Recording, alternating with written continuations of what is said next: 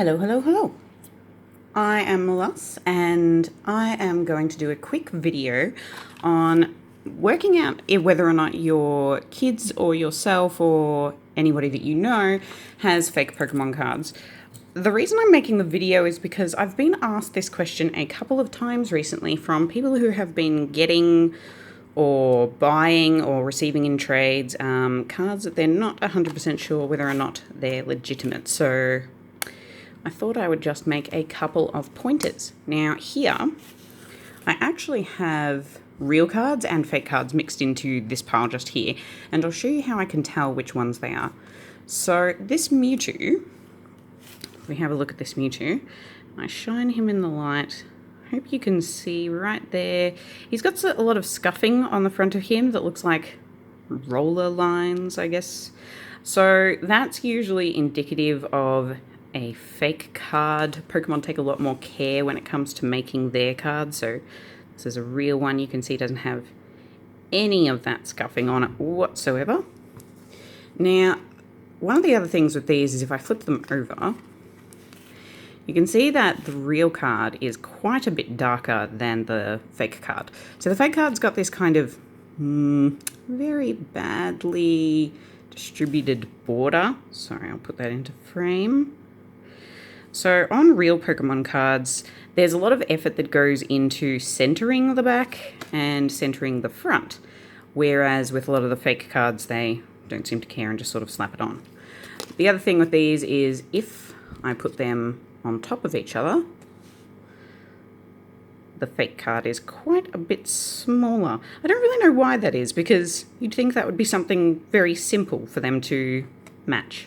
But anyway, one of the other ways that you are able to tell with some cards is through a light test. So a real Pokemon card has a core between the top layer and the bottom layer that stops light easily passing through the card. With the Hoothoot, you can barely see my torch at the back. Whereas if I am to grab a fake card, like Grubbin, you can clearly see the word Pokemon shining through the back of it. Now, recently I did actually discover a few Pokemon cards. I don't think I've got any here. Might be one in this box. This box, by the way, is a box I picked up locally for about $2 Australian, and this is filled with fake Pokemon cards. I wouldn't recommend supporting them, but I just grabbed it for the purposes of this video. These cards actually pass the light test.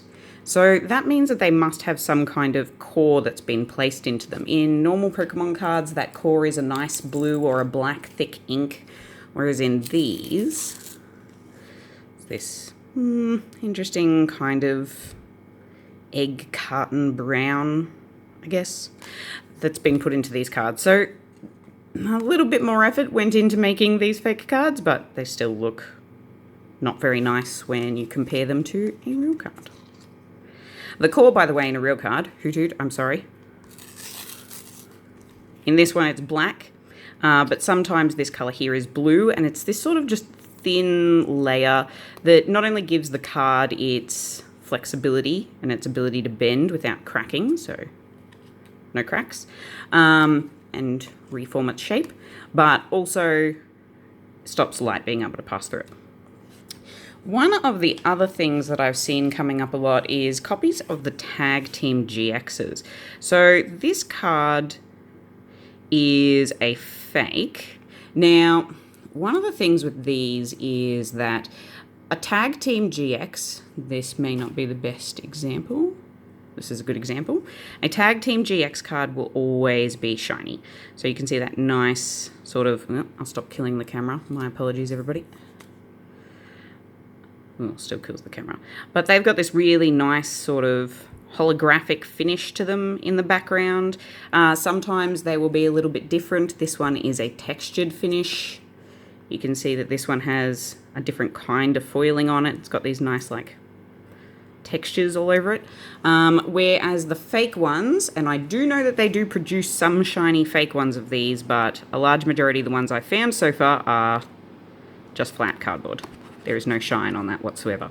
It's actually even printed the shine, which is kind of interesting, so I don't know if this shows up on camera.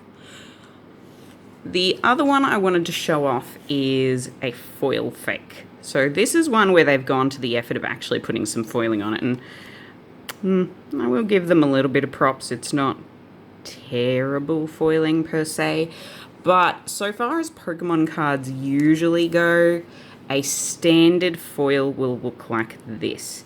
Now this is when the foiling is just in this box and at the top of the card. It does not cover the picture. Whoop. Don't want to blind you, my apologies. So I'll keep him tilted down. He's quite shiny. The other kind of foiling that they do is where just behind the picture is foiled. So this is the difference between what they call a reverse holo and a normal holo. And normal holos are just where the picture is shiny. Reverse holos are where the reverse of the picture is shiny, and that just means all the text boxes. Whereas on this one, the foiling does not change on the entire card. Even this edge, this yellow edge, is foiled, which is not correct. But I could definitely understand why, looking at this, somebody would think that this is potentially a real Pokemon card. But again, where's another real one? This one? Again, the card is too small and the border is not right.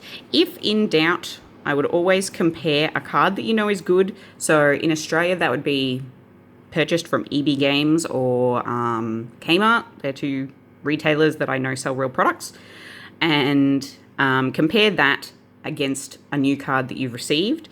You can see that this one has some kind of weird matte shine going on it, where different layers have been printed. And just do a quick compare. Normally, the back will be a dead giveaway. Well, thank you for tuning in, and happy collecting.